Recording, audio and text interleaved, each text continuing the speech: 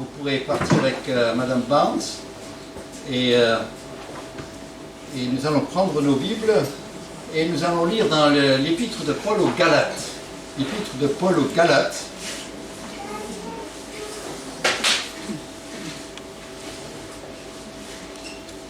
Je voulais un passage qui soit entre Noël et Nouvel An. Et le Seigneur m'a donné celui-là, parce qu'il fait référence à la naissance de Jésus et en même temps, il nous parle de cette vie qui est devant nous et qui nous attend. Donc, Galates, chapitre 4, et nous allons lire les 12 premiers versets.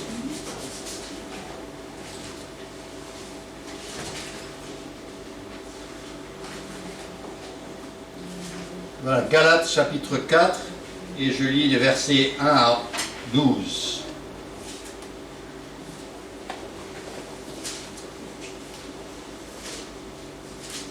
Or, aussi longtemps que l'héritier est enfant, je dis qu'il ne diffère en rien d'un esclave, quoiqu'il soit le maître de tout. Mais il est sous des tuteurs et des administrateurs jusqu'au temps marqué par le Père. Nous aussi, de la même manière, lorsque nous étions enfants, nous étions sous l'esclavage des principes élémentaires du monde. Mais lorsque les temps ont été accomplis, Dieu a envoyé son Fils, né d'une femme, né sous la loi, afin qu'il rachète ceux qui étaient sous la loi, afin que nous recevions l'adoption. Et parce que vous êtes fils, Dieu a envoyé dans vos cœurs l'esprit de son Fils, lequel crie « Abba, Père ». Ainsi tu n'es plus esclave, mais fils. Et si tu es fils, tu es aussi héritier par la grâce de Dieu. Autrefois, ne connaissant pas Dieu, vous serviez des dieux qui ne le sont pas de leur nature. Mais à présent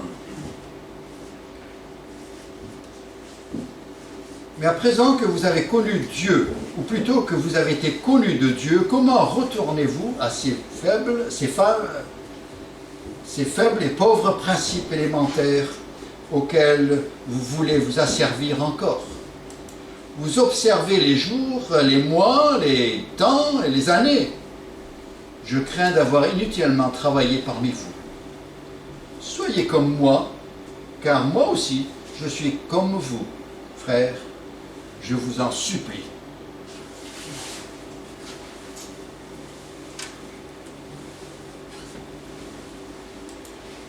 Donc, le titre de notre étude ce matin, c'est « Du statut d'enfant à celui de fils ». L'apôtre Paul se sert d'une image. Il s'adresse aux chrétiens de la Galatie et il traite un problème qui, en fait, est un problème qui n'était pas seulement chez eux, mais qui réapparaît même parmi nous, encore aujourd'hui. C'est une tendance naturelle, vous savez, tendance naturelle chez l'être humain, même les chrétiens, malheureusement, de vouloir imposer des lois sur les autres pour mieux les dominer. Cette nature humaine, elle est là. Et on veut, dès qu'on a l'occasion, on aime bien pouvoir s'imposer. La tentation est là chaque fois qu'une personne montre une faiblesse de quelque sorte. Que ce soit une faiblesse physique, là tout de suite, ou que ce soit une faiblesse financière, que ce soit une faiblesse sociale, intellectuelle, relationnelle, n'importe quelle excuse est bonne. Si on trouve un moyen d'être un peu au-dessus de quelqu'un, on commence à vouloir lui dicter des choses. Et il faut vraiment se retenir. En tant que parent, on est tenté sur les enfants, en tant que peut-être personne dans la société, on a du monde sous notre pouvoir un petit peu et on est tenté d'aller trop loin. C'est vraiment un problème. Et il y a toujours ce méchant désir de vouloir charger les autres en exploitant leur désir, et ça c'est ce qui arrive dans les églises, en exploitant leur désir de vouloir se préparer pour une meilleure situation ou même pour l'au-delà. Hein. Ah, tu veux aller au ciel, ben alors tu feras. Et puis on lui charge. On lui charge plus que ce que Dieu demande. Et on lui donne plein d'ordres qui est difficile à garder. Et trop souvent, on le décourage.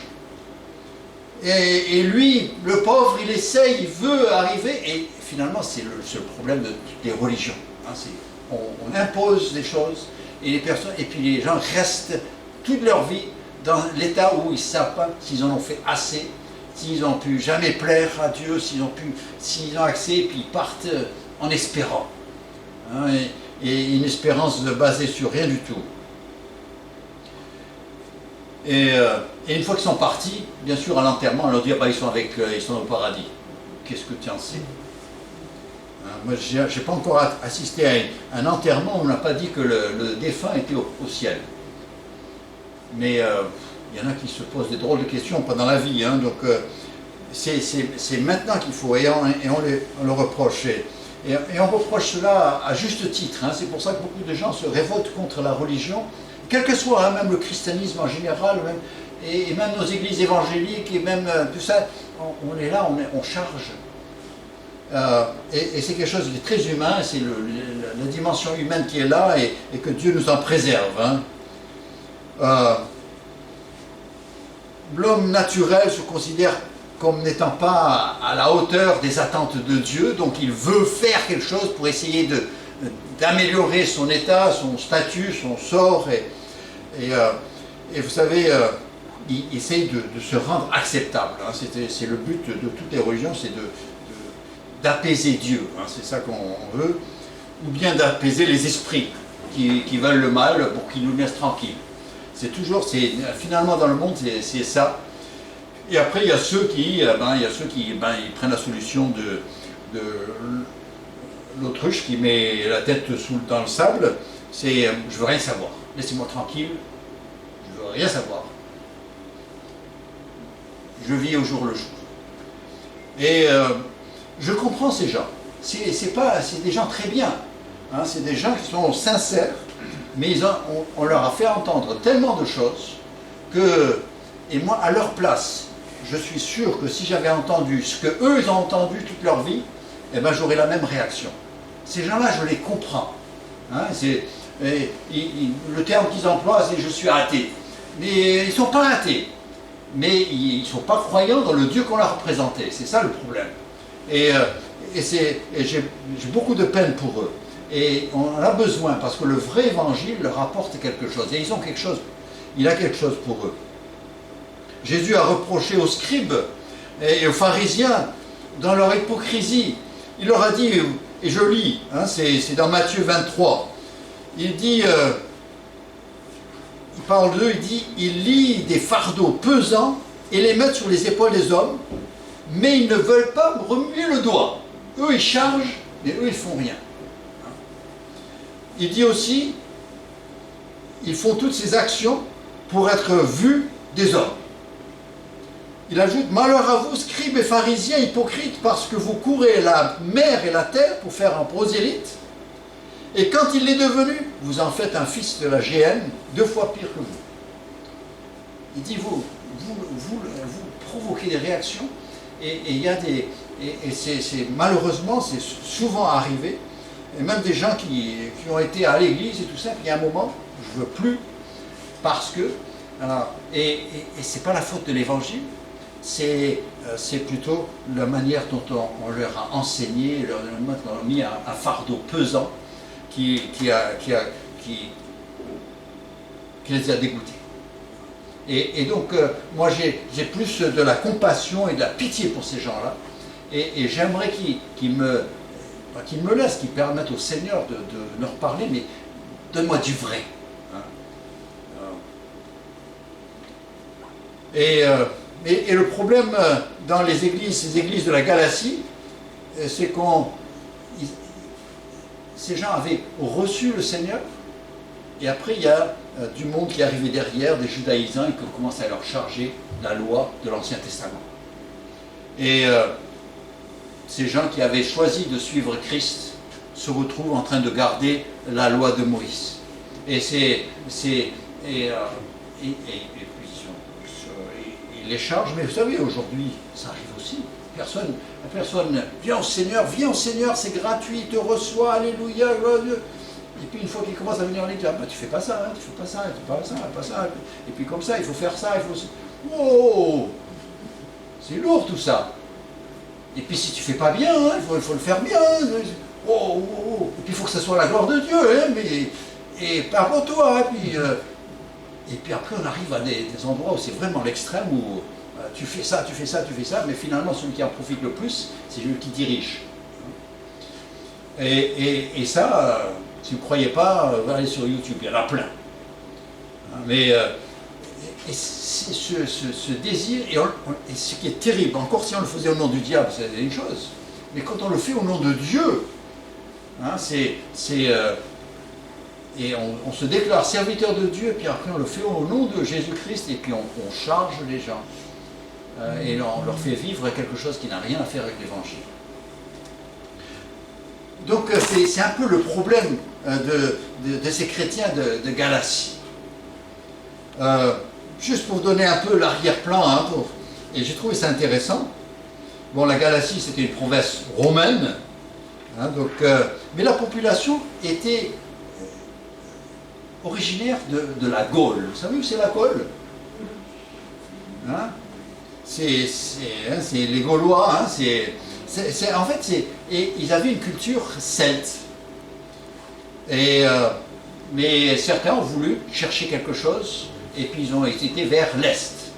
Et jusqu'à ce qu'ils arrivent en Asie mineure, et là ils ont trouvé une zone, 300 km de long, assez large, fertile, puis en plus c'était sur des voies commerciales, c'était bien situé pour pouvoir se faire une bonne vie. Et c'était des gens qui étaient très ouverts. Hein, les Romains s'étaient imposés, mais c'était des gens ouverts à de nouvelles idées, ils étaient prêts à changer. Et finalement, les Romains aussi avaient, parce que c'était très commercial, tout ça, les Romains, et puis comment les Romains voulaient un peu disperser les Juifs, parce qu'ils leur faisaient beaucoup de problèmes, et donc ils en avaient amené plein ici dans cette région-là, de la Galatie, et donc ils ont eu leur influence un peu sur la population. Et ils étaient un peu préparés, que quand l'apôtre Paul arrive dans la Galatie, il prêche, et le message de l'évangile est bien reçu. Il y a une préparation, le judaïsme les a préparés pour justement ce Dieu qui ne se voit pas, mais qui est le créateur des cieux et de la terre. Et donc, l'apôtre est venu, mais c'est des gens qui étaient tellement ouverts, bien sûr, ils ont reçu l'évangile. Mais après qu'ils ont reçu l'évangile, et bien après il y a d'autres qui sont arrivés derrière, et bien ils les ont suivis aussi. Hein, vous savez, c'est une chose qui arrive encore de nos jours. Hein, il y a des gens, le Seigneur les sauve, ils enlèvent d'une certaine vie, ils arrivent dans l'église, ils sont là 2-3 ans, et puis après, ils entendent quelque chose de par là-bas, ils entendent quelque chose par là-bas, c'est plus excitant, c'est plus intéressant, c'est plus... là ça bouge, là-bas c'est... Et puis ils partent, ils sont attirés par d'autres choses. C'est un problème qui existe encore aujourd'hui. Et l'apôtre Paul, eh bien, il dit au chapitre 1, verset 6, et c'est comme ça, c'est tout au début de son épître, il l'introduit, et au verset 6, il dit « Je m'étonne que vous vous détourniez si promptement de celui qui vous a appelé par la grâce de Christ, pour passer à un autre évangile. » Il dit « Je m'étonne comment, après vous avoir reçu l'évangile, qui vous a délivré, qui vous a donné ce statut nouveau, et bien non, maintenant vous vous laissez emporter par des gens qui vous parlent, des beaux parleurs, mais qui en fait qui sont en train de vous mettre dans un autre esclavage et vous ravir ce que vous avez acquis en Christ. » Il dit ça m'étonne. Et puis il le dit, et puis si rapidement, encore, c'est même pas progressif, c'était très rapide. C'était pendant sa vie que c'était arrivé, c'était pas dans son ministère.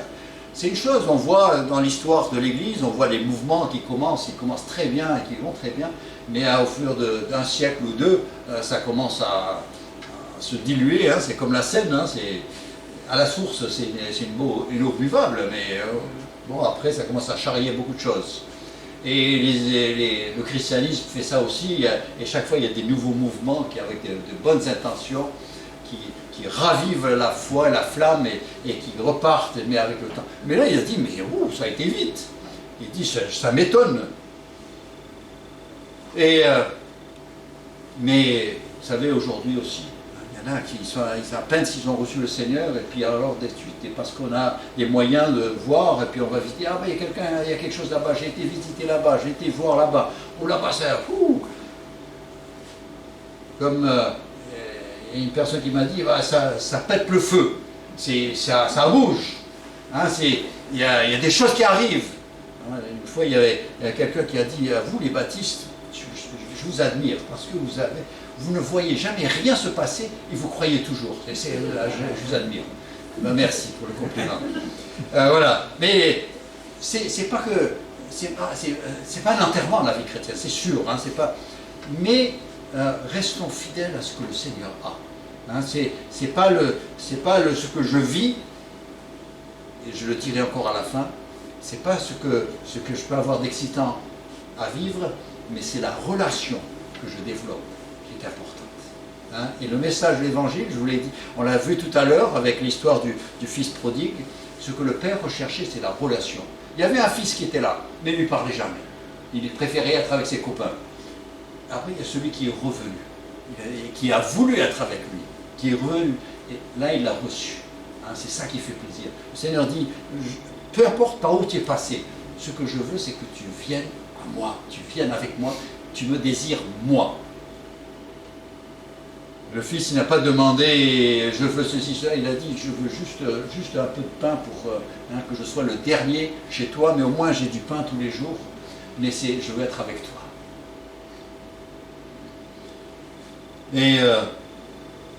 Alors l'apôtre Paul explique cela, il exprime cela, il dit voilà ce que je pense de ce que vous avez fait.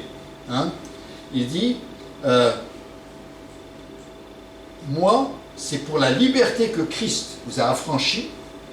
Demeurez donc ferme et ne vous laissez pas mettre de nouveau sous un joug de la servitude.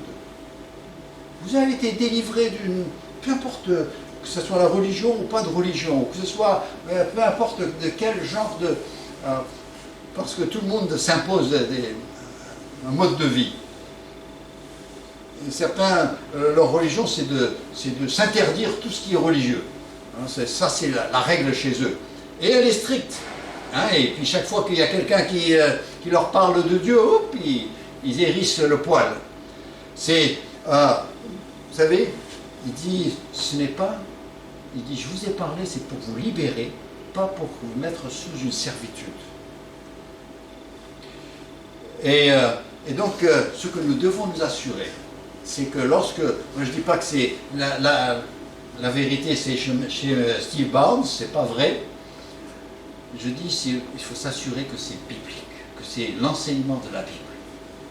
Peu importe comment le serviteur s'appelle, pas plus que quand vous mangez votre soupe, vous regardez la marque de la cuillère. Hein, ce qui importe, c'est la soupe.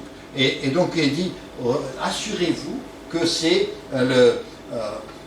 l'enseignement qui est biblique, et que l'effet de cet enseignement, eh bien, c'est quelque chose qui vous encourage à vivre selon le Seigneur et qui nous encourage à progresser. Hein? Et progresser nous édifie et on va de progrès en progrès. C'est le mot qui englobe tout cela, c'est la sanctification. C'est-à-dire, c'est devenir saint. Hein? C'est une image que j'aime beaucoup. C'est depuis le jour où j'ai compris le principe de la pétrification. Hein, c'est un phénomène qui se fait. J'ai pu visiter une fois une forêt pétrifiée aux États-Unis et il y avait toutes ces souches d'arbres, mais on dirait des souches d'arbres allongées, mais quand on arrivait, c'était de la pierre. En fait, c'était au fur et à mesure que les cellules organiques partaient, se décomposaient, eh bien, un grain de sable s'installait. Et au fur et à mesure, la souche est devenue de la pierre. Et à n'importe quel endroit, on pouvait compter l'âge de l'arbre. Hein, c'est extraordinaire. L'arbre était là, on pouvait le reconnaître, mais c'était de la pierre. Mais vous savez ce que Dieu veut faire dans nos vies, c'est l'évangile travaille, et petit à petit, ce qui est de la chair, il enlève, et puis il remplace par quelque chose qui est de l'esprit. Et finalement, vous gardez votre même apparence, votre personnalité, vous la gardez, parce que c'est ce que Dieu nous a donné à l'origine, mais tout ce qui est de la chair, tout ce qui est de péché est enlevé et remplacé par ce que Christ nous donne. Et donc, j'invente le mot, la christification. C'est petit à petit, progressivement. C'est pas en une nuit que ça arrive, ne vous faites pas d'illusions, ne soyez pas déçus, mais c'est progressif. Est-ce que Dieu est en train de faire, est-ce que vous ressentez dans votre vie cette christification? Et vous voulez vous retrouver là parmi ceux qui le vivent. Donc, le Seigneur, l'Église n'est pas composée de monuments, l'Église est composée de personnes vivantes. Et donc l'apôtre Paul vient et il va prendre une illustration pour essayer de les encourager et pour leur faire comprendre ce qui leur arrive. Parce qu'eux, ils sont assez contents d'eux. Donc il veut leur parler. Et alors il prend une illustration. C'est un phénomène qui existe dans toutes les cultures. Il y a un équivalent de cette image qu'il veut employer. C'est où l'enfant passe du statut enfant au statut d'adulte. Partout, toutes les cultures, ils ont quelque chose, parce que l'enfant n'est pas responsable, l'adulte est responsable. Et lui, il va prendre une image de la société romaine, puisqu'elle était là, c'était une province romaine, il connaissait, donc il s'est servi de ça. En fait, équivalent dans une famille juive, par exemple, le garçon est garçon jusqu'à l'âge de 13 ans. À 13 ans, il célèbre sa bar mitzvah, et à ce moment-là, il devient un homme religieusement mature, et il peut participer dans la synagogue. En France, tu es mineur, et puis tout d'un coup, tu as 18e anniversaire. Et en une nuit, tout d'un coup, tu es adulte. Tu peux voter, tu peux te prononcer, tu fais tout ce que tu veux. Il y a un moment, c'est décidé, un moment où tu n'es pas responsable de quoi que ce soit, de ce que tu fais, et tout d'un coup, tu es responsable. Et il y a un moment. En France, c'est le 18e anniversaire. Dans d'autres cultures, ça peut être plus tard, ça peut être... Bon. Mais toujours, il y a un moment où l'enfant, il passe de enfant à homme, ou adulte. Et donc l'apôtre Paul se sert de cette image-là, et il parle de celui qui passe du statut népios, d'enfant, petit enfant, innocent, et il passe à celui de huios, qui est le fils. Et tout d'un coup, il passe de mineur, c'est pas que c'est mal, c'est pas un mineur, il passe à l'état de majeur. Il y avait aussi ce fait, aussi dans la culture romaine, il y avait la possibilité un maître romain de choisir un de ses esclaves. Le statut d'esclave, c'est bon, on a toujours ces idées négatives, je ne vais pas rentrer dans le truc, mais chez les Romains, il y a ces esclaves qui finalement étaient dans la société, et alors il pouvait, l'homme, plutôt que de prendre son fils, ou s'il n'avait pas de fils, ou il ne voulait pas donner ça parce qu'il n'aimait pas la femme, donc il n'aime pas le fils, dans tous les cas, il pouvait prendre un esclave, racheter sa liberté, racheter et le libérer, et après le nommer héritier. Et c'était tout à fait possible, et ça se faisait régulièrement. Donc c'était une personne de confiance, et c'est à lui qu'il voulait confier tout son héritage. Et donc, c'est un peu cette idée-là que l'apôtre Paul reprend pour illustrer en fait l'œuvre de Dieu en nous. Et donc, d'abord, l'apôtre Paul, ici dans Galates chapitre 4, il illustre 2-3 choses concernant l'enfant. il nous rappelle que l'enfant, ben, finalement, il ne décide de rien dans sa vie. Hein. L'enfant, eh ben, il est là, s'il ne suit pas les ordres, il a des problèmes, hein. Ça se gâte pour lui. Hein. Donc il doit suivre des ordres, il doit suivre les instructions des autres. Hein. Il doit vivre selon les règles qui lui ont été enseignées, et il n'a pas la possibilité de les remettre en question, il ne discute pas, c'est comme ça. C'est décidé pour lui. Ça, c'est le statut d'un enfant. Et bah, il doit même parfois obéir à des personnes qu'il n'a pas choisies, qui lui ont été imposées. Hein, ça arrive encore aujourd'hui, l'enfant il est là, puis après il est confié à une crèche, et après il est confié à une institut, et puis après il est confié à un directeur, et puis après c'est un employeur. Et tout le temps, c'est des choses qui sont des autres qui décident. Et il dit ça, c'est le statut de l'enfant.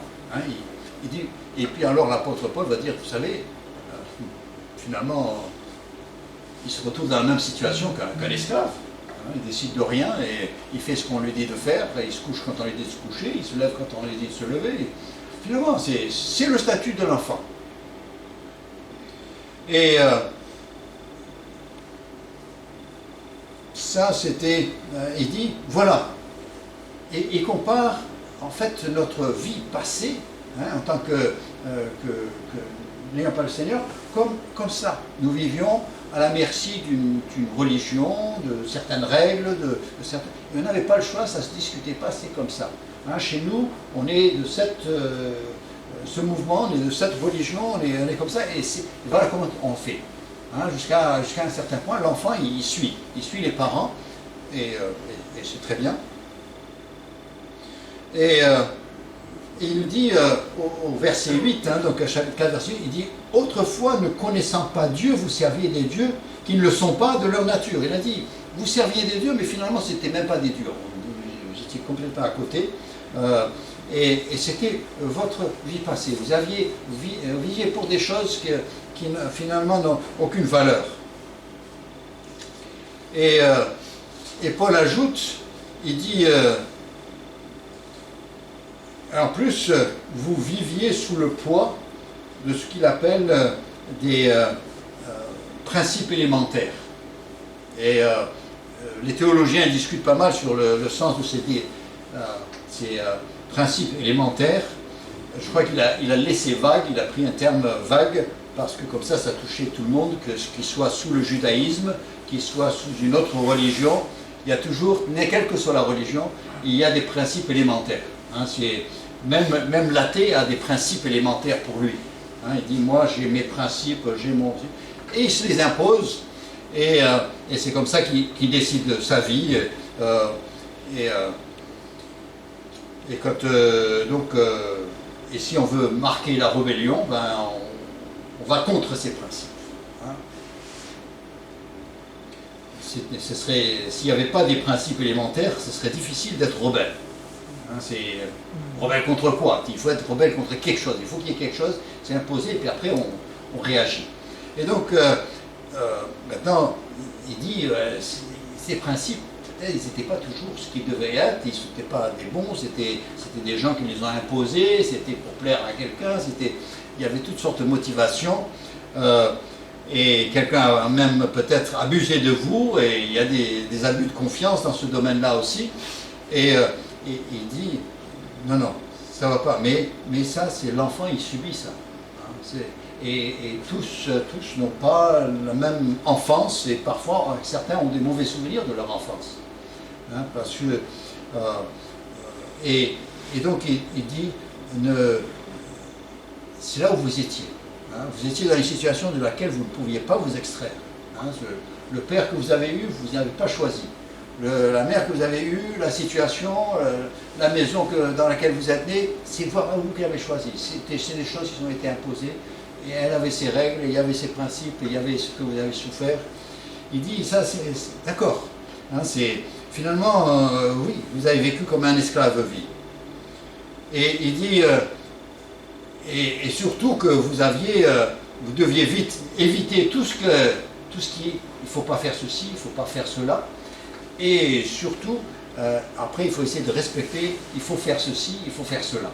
hein, pour être bien vu, pour que on parle de nous gentiment, pour qu'on parle de nous en disant que tu es bien, tu as réussi, tu as approuvé. Tu rentres dans le cadre. Il dit c'est ça le principe, et c'est l'enfant, eh bien c'est son statut, c'est sa vie, il ne peut pas faire autrement. Et il a de gros soucis s'il ne l'accepte pas. Mais alors ce qu'il est en train de nous dire, c'est que il y a un moment, hein, et Dieu aussi offre à l'homme un moment où il peut passer de ce statut-là à un nouveau statut. Il dit c'est comme si c'était le statut enfant, ce que vous étiez naturellement, c'est le statut enfant, et je vous permets d'avoir le statut de fils avec Dieu, hein, d'avoir une relation filiale avec le Père Céleste. Et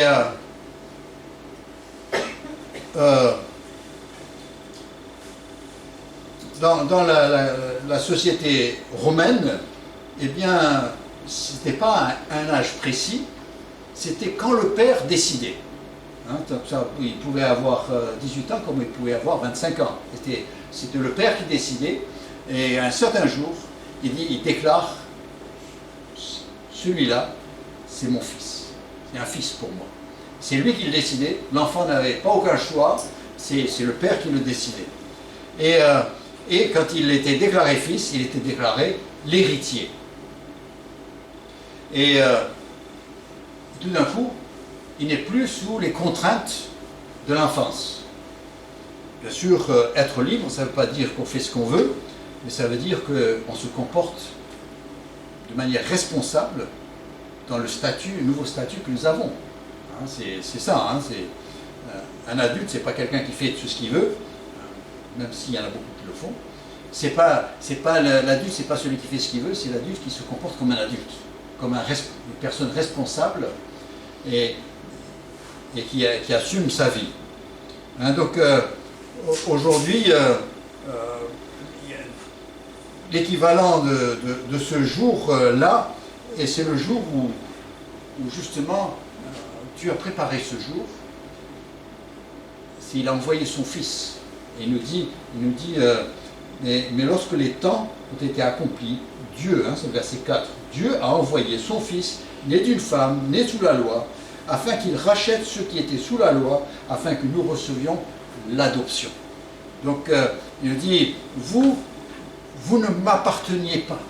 Hein, vous étiez comme des esclaves, vous n'aviez aucun droit à la maison, ni rien du tout. Hein, mais il y a un moment précis, eh bien j'ai fait le nécessaire. Et l'une des œuvres nécessaires, c'est d'envoyer Jésus-Christ, qui devienne homme, qui meurt sur la croix, pour prendre sur lui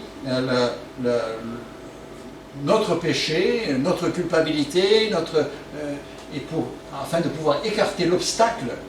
Hein, c'est un peu le maître qui veut adopter l'esclave, il va d'abord il doit payer le prix de la libération.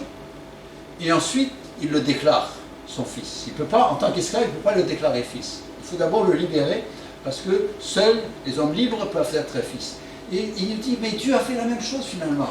Hein, Jésus-Christ est venu, et Jésus-Christ est mort, et c'était le prix de notre rachat. Hein, c'était le prix de notre libération, c'est le prix de notre libération dans le sens que le péché a été expié, payé, et nous sommes libres devant Dieu. Et alors il dit, après là, il a pu dire, bon maintenant que tu es, cet obstacle est écarté, maintenant que tu peux être enfant de Dieu, et bien maintenant, en fait, il dit, je te déclare fils, je mets en toi l'Esprit de Dieu. Mon esprit est en toi. Et c'est là, et c'est le jour où nous avons ce statut de fils devant Dieu. On n'emploie pas trop l'expression que nous sommes des fils de Dieu, mais du point de vue relation, nous le sommes. Hein. On aime plutôt dire les enfants de Dieu, mais le statut juridique, c'est que nous sommes fils. Hein. Il y a une relation filiale, il est notre père, on a le droit de l'appeler père, il nous appelle ses enfants. Ce statut est là. Et alors, c'est vrai que nous ne pouvons pas l'être par notre naissance naturelle. Hein. C'est pas parce que je suis né, peu importe la famille et comment elle s'appelait, et ce qu'elle avait comme nom. Hein, je ne peux pas, la naissance naturelle ne me donne pas accès à la maison de Dieu. Les enfants du voisin, ils ne rentrent pas chez moi que n'importe comment. Hein. Mes enfants, hein, j'avais ma fille là cette semaine, ben elle a le droit de rentrer dans la maison. Hein. Elle, c'est ma fille. Tandis que le voisin, qui est peut-être aussi gentil qu'elle, mais lui, il n'a pas le droit. Pourquoi? Parce que c'est pas chez lui, c'est pas son père, c'est pas la maison de son père. Et vous savez, je peux être tout ce que je veux, mais si je n'ai pas été racheté par le sang de Christ, et que là il me déclare son enfant, et une fois que je suis déclaré son enfant, après j'ai tous les droits. Hein, après c'est pour ça que nous sommes confiants d'aller un jour dans la présence du Seigneur. Pourquoi? Eh bien parce que nous avons été rachetés, cette démarche a été faite, et maintenant il nous a déclaré, il a placé en nous l'Esprit de Dieu qui crie quoi? Abba, Père. C'est-à-dire c'est le témoignage qu'il n'y a que les fils qui peuvent le dire. Hein, quelqu'un d'autre n'a pas le droit. Il n'y a que les enfants de Dieu qui peuvent dire Père. Les disciples ont dit, mais comment elle s'adresse à Dieu? Il dit, c'est un truc qui n'existait pas avant, mais depuis que je suis là, ça existe. Vous dites notre Père. Les enfants d'Israël, ils n'avaient jamais Père. Pour eux, c'était toujours l'Éternel, le Tout-Puissant, le Très-Haut.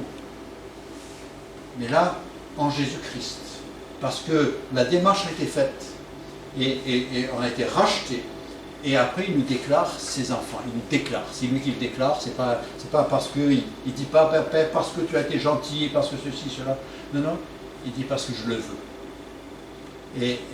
Mais bon, l'enfant doit l'accepter. Hein, l'esclave là, il dit écoute, je vais te racheter, je vais te libérer, je vais faire de toi mon esclave. Ah non, laisse-moi tranquille, je préfère rester où je suis. Ben ça ne se passe pas. Et parmi les humains, c'est pareil. Dieu dit écoute, voilà ce que je te propose, je voudrais te racheter par le sang de mon fils qui a été déjà versé sur la croix, je veux faire de toi mon enfant et je veux que tu viennes chez moi. Alors après, je peux dire, ah non, ça ne m'intéresse pas, je préfère rester où je suis, comme ça, parce qu'il y a des choses que j'aime faire encore, et j'y tiens encore, mais si je dis oui, bon, je ne sais pas pourquoi, hein, je ne me sens pas digne, hein, c'est un peu ce que j'ai entendu dans les prières tout à l'heure aussi, je ne me sens pas digne, mais puisque, si toi tu le veux, moi je veux bien. Hein. Et nous pouvons rentrer et faire partie de la famille de Dieu. C'est une belle chose. Et l'apôtre Paul prend ça parce qu'il dit que ce soit un enfant né dans la maison ou que ce soit un esclave, c'est le Père qui décide et qui fait le nécessaire, qui choisit le moment pour que nous devenions ses enfants. Et donc là, et donc il est en train de dire, écoutez, vous savez, le jour où vous avez reçu Christ comme sauveur, eh bien vous avez été libéré de ce statut d'esclave, d'enfant sans droit, et vous avez été déclaré fils. Maintenant, ne retournez pas à ce statut-là. Qu'est-ce que vous faites? Ne retournez pas à la vie que vous aviez avant. Mais vous avez été libéré. Et donc, dans Galates chapitre 4 et verset 5, eh bien, je relis ce verset, il dit « Mais lorsque les temps ont été accomplis, Dieu a envoyé son Fils, né d'une femme, né sous la loi, hein, donc c'était encore sous la contrainte, afin qu'il rachète, vous voyez le mot racheter, afin qu'il rachète ceux qui étaient sous la loi, afin que nous recevions l'adoption. » L'adoption, c'est devenir fils. Et en plus, il dit, et pour que on ne vienne pas t'embêter avec cela, tu sais, je mets le Saint-Esprit en toi, et lui crie Abba Père. Lui, c'est sûr que Dieu l'entend. Même dans Romains chapitre 8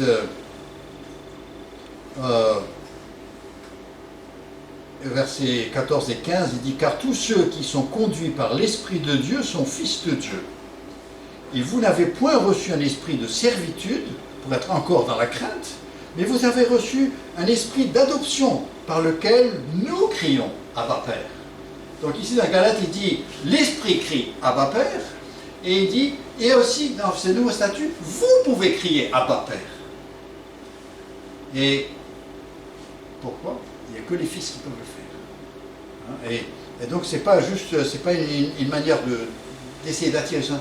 J'ai cette relation. C'est pour ça que je vous disais tout à l'heure, c'est pas une question de trouver quelque chose qui vous plaise, c'est une question de où est-ce que je peux travailler cette relation filiale avec le Père, parce que je veux mieux le connaître, je veux être plus près de lui, je veux penser comme il pense. C'était ça le problème des deux fils dont on a lu tout à l'heure. L'un des fils, il n'était pas aligné sur les pensées du Père, tandis que l'autre s'est aligné sur les pensées du Père. Et donc ils ont été la communion. Et cette histoire se termine comme ça abruptement, dans Luc 15. Mais abruptement, mais quoi? Mais avec le fils prodigue dans la maison, l'autre frère est dehors dans les ténèbres, et l'autre il est dans la maison avec la musique et la joie, et c'est comme ça que ça se termine. Et c'est ce que le Seigneur veut pour chacun d'entre nous. Et donc, si nous avons reçu Jésus-Christ, si un jour nous avons placé foi en lui, eh bien, il dit, c'est parce que tu as accepté le fait que je te rachète, tu as cru, quand j'ai dit je te rachète, je te libère du poids de ton péché, tu n'as plus à le payer toi-même, tu n'as plus à essayer de rembourser quelque chose, tu ne pourrais pas n'importe comment, mais je te lis et je te déclare mon enfant. Et je veux que tu sois avec moi. C'est pour ça que Jésus a pu dire, je m'en vais vous préparer une place afin que là où je suis, vous soyez aussi. C'est pas du peut-être, c'est vous soyez aussi. Je viens vous chercher, je vous emmène, vous avez votre place. Vous êtes enfants. C'est Paul qui dit aux chrétiens de Rome, c'est encore dans le chapitre 8, verset 17, il dit « Or, si nous sommes enfants, nous sommes aussi héritiers, héritiers de Dieu et co-héritiers de Christ. » C'est-à-dire que nous avons accès à tout ce que Christ a. Il est présent dans la présence de Dieu, nous pourrons l'avoir aussi. Tout ce qu'il a, parce que nous sommes en lui, donc tout ce qu'il a, nous pouvons l'avoir. Et il dit, si toutefois, nous souffrons avec lui, donc cette identification à lui, même dans sa souffrance, afin d'être glorifié avec lui. Il dit, tu ne peux pas l'oublier, l'ignorer maintenant, et puis penser que tu seras avec lui, ou tu es avec lui ou tu n'es pas avec lui. Si tu es avec lui, tu es avec lui là où il va. Ma femme, elle me dit, je lui dis, heureusement que tu ne savais pas partout où je t'emmènerai. Tu as vécu des expériences, que tu as visité des endroits et tu as vu des choses. Elle dit, oui, mais bon, je vais être avec toi. Et si on peut dire ça pour un homme, vous connaissez cet homme-là, si elle peut dire ça pour ça, combien plus on devrait pouvoir le dire pour Jésus-Christ. Lui, on peut faire pleine confiance. Là où tu vas, je n'ai pas besoin que tu m'expliques. Là où tu vas, je veux être avec toi. J'ai pleine confiance en toi. Vous savez, nous ne pouvons pas, donc, vu tout cela, comment vouloir retourner à notre ancien statut, à notre ancienne manière de vivre. Et je relis ces versets, versets 8 et 9, il dit « Autrefois, ne connaissant pas Dieu, vous serviez des dieux qui ne le sont pas de leur nature. Mais à présent, vous avez connu Dieu, ou plutôt, vous avez été connus de Dieu. Comment retournerez-vous à ces faibles et pauvres principes élémentaires auxquels vous voulez vous asservir encore ?» Si notre vie se définit par des règles plutôt que par une relation, eh bien, quelque chose qui ne va pas. La vie chrétienne, c'est pas, ah ben nous, dans notre église, et dans l'église chez nous, là-bas, c'est comme ça, c'est comme ça, c'est comme ça. Non, c'est pas comme ça. C'est la relation avec Dieu. Et ne vous occupez pas de Steve, ce qu'il pense, c'est ce que le Seigneur a pour nous. Et c'est beau et c'est très bien. Et nous devons lui faire confiance. Et donc il dit à ces Galates, il dit, écoutez, je ne comprends pas comment vous avez pu être trompés pour repartir dans quelque chose contraire à ce que vous aviez. Vous aviez été sauvés de cela. Donc continuez, épanouissez-vous dans cette nouvelle vie, cette vie d'adulte. Je sais que de temps en temps, il y en a qui disent « Ah, c'était pas mal quand on était enfant, là, les repas sont servis, tout est servi, on n'a pas besoin de se soucier ni de l'électricité, qui va payer l'électricité, qui va faire ceci, c'était tout. C'était pas mal à l'époque. Mais à l'époque, on ne disait pas ça. Mais il dit non, c'est responsable. C'est le plaisir d'être responsable et finalement, on n'est pas seul, mais on a le Seigneur avec nous. Et à tout moment, hein, comme on l'a chanté tout à l'heure, Jésus est à la droite du Père, il intercède pour nous. Nous avons le Saint-Esprit qui est en nous et qui nous aide même à formuler nos requêtes, nos prières. Il nous aide. Nous, c'est comme un bébé nouveau-né qui, il faut quelque chose, mais il ne sait pas le dire, donc il hurle. Il dit non, mais le Saint-Esprit sait transformer vos hurlements, leur donner un sens, que le Père vous l'apporte.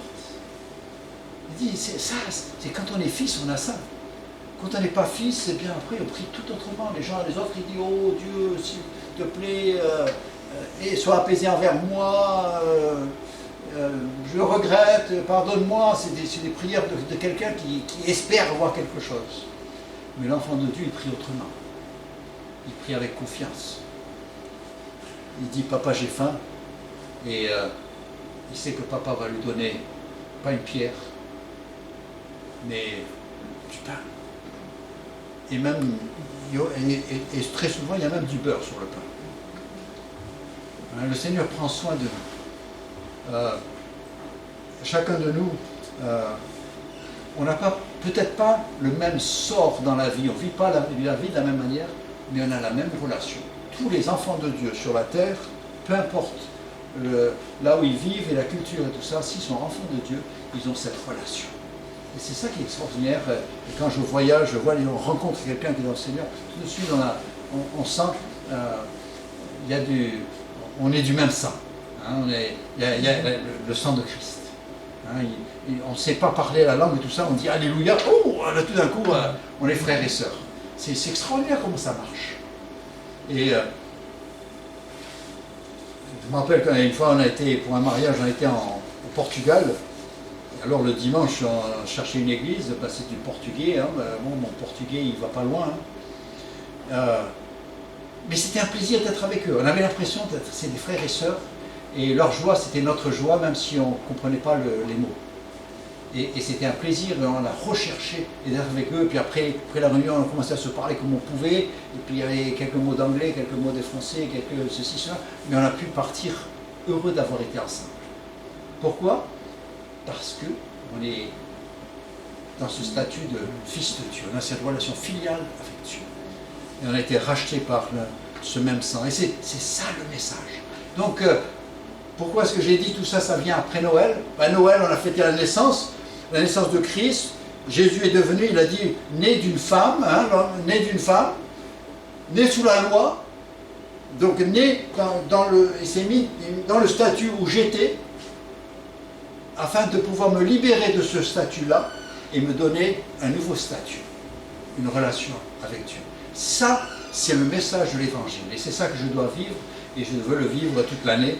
Et dans ce sens-là, bien, le message de Noël, finalement, ça continue jusqu'à Pâques, et puis après, au-delà de Pâques, et jusqu'au retour de Christ. Et donc, que le Seigneur nous aide à vraiment vivre cette vie nouvelle dans le Seigneur. Nous allons prier. Père Céleste, combien nous sommes reconnaissants de ce que tu as pris l'initiative de désirer faire de nous tes enfants.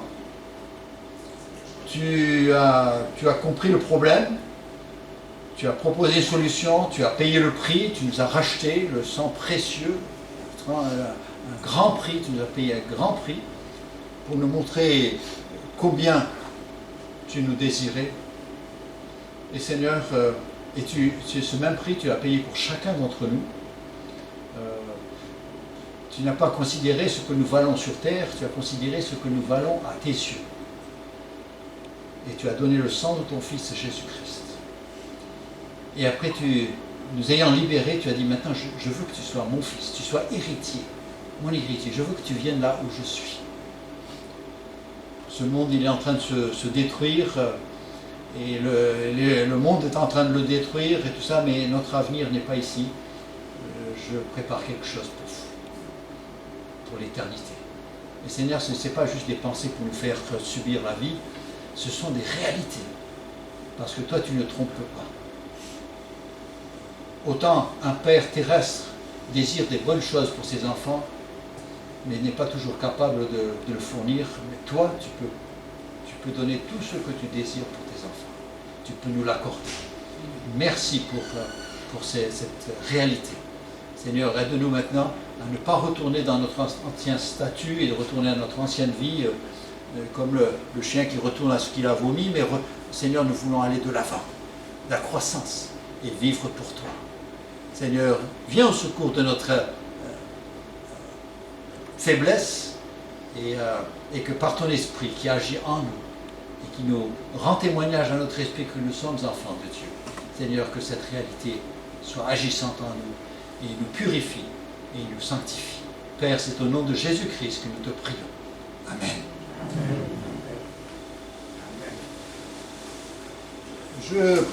C'est un cantique que je voulais proposer, hein.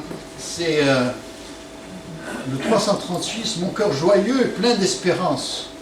Hein, c'est vraiment l'état dans lequel nous nous trouvons. On va essayer de chanter une strophe, on va voir si c'est pas trop triste, parce que c'est un chant joyeux quand même.